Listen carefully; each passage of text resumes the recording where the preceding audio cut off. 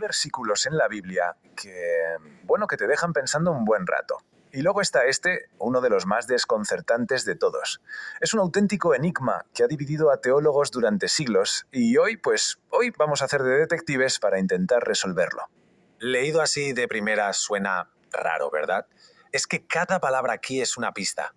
¿Quiénes son exactamente estos espíritus? ¿Y qué quiere decir con que les predicó? Aquí, justo aquí, es donde empieza nuestra investigación. Y claro, esa es la pregunta del millón. ¿Qué pasó aquí? ¿Acaso Jesús fue al infierno? ¿Estuvo hablando con las almas de los muertos? ¿O es algo totalmente diferente que ni nos imaginamos? Para resolverlo, no queda otra que analizar las pistas que nos da el propio texto. Vale, vamos con nuestra primera pista. Y ojo, que esta puede que sea la más importante. Se esconde en una sola palabra: espíritus. Si logramos descifrar quiénes son exactamente, tendremos la llave que abre todo este misterio. Y aquí la lingüística nos echa un cable. La palabra que se usa en el griego original es pneumasin. Y resulta que en el Nuevo Testamento, cuando se usa así, en plural, casi nunca, por no decir nunca, se refiere a las almas de los difuntos. No, apunta directamente a seres no humanos, ángeles o demonios. Esto de entrada ya descarta la idea de una prédica a personas fallecidas y lo cambia todo. Es que además el texto nos da un cuándo, en los días de Noé. Y claro, si uno piensa en días de Noé y seres no humanos, la mente se va directa al Génesis, a esa historia tan controvertida de los hijos de Dios que se unieron a mujeres humanas. En la tradición judía de esa época, todo el mundo entendía que esos hijos de Dios eran ángeles rebeldes, así que las piezas empiezan a encajar. Pero esperad, que ahora es cuando la cosa se pone de verdad fascinante, porque la clave definitiva para entender este pasaje no está en la Biblia. Sí, como suena. Hay una pieza fundamental del puzzle que está fuera del canon tradicional. Y no hablamos de un libro cualquiera. Hablamos de un texto que cualquier persona del siglo I conocía de sobra. Formaba parte de su cultura, de su forma de ver el mundo. Su influencia era de verdad enorme. Y esa pieza que falta es el libro de Enoc. Este texto, que hoy llamamos apócrifo, es el eslabón perdido que ilumina por completo el contexto de Primera de Pedro. Esto es un avance fundamental en nuestro caso. Veréis, en el libro de Enoc se cuenta la historia de los vigilantes. ¿Quiénes eran? Pues unos ángeles que se rebelaron y pecaron justo antes del diluvio. ¿Y qué pasó con ellos? Pues que fueron encerrados en prisiones bajo tierra, esperando el juicio final. A ver, espíritus encarcelados, ¿nos suena de algo? La conexión es directa, es innegable. Pero aquí está la genialidad de Pedro. No está simplemente copiando la historia de Enoc, le está dando la vuelta.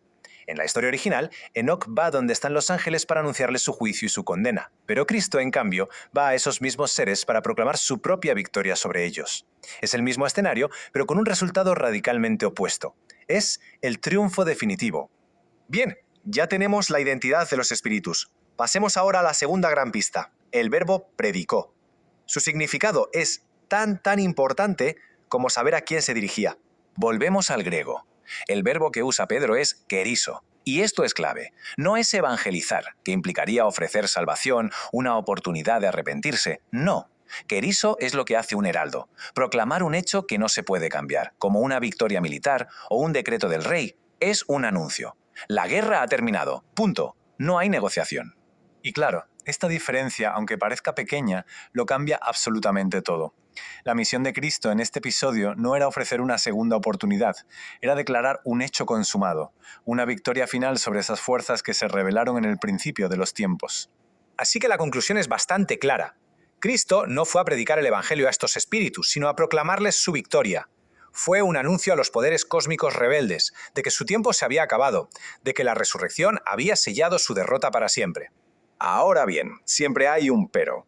Existe una teoría alternativa y la verdad es que es fascinante, que sugiere que todo esto podría ser simplemente un error de un copista de hace muchísimos años.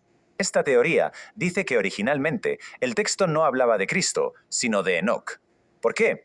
Porque en griego las frases en el cual también y Enoc son muy parecidas fonéticamente. Es bastante posible que un escriba, al copiar el texto, omitiera sin querer el nombre Enoc, cambiando así por completo el sujeto de la frase. Si fuera así, el versículo sería simplemente una referencia a la historia que ya todos conocían del libro de Enoc.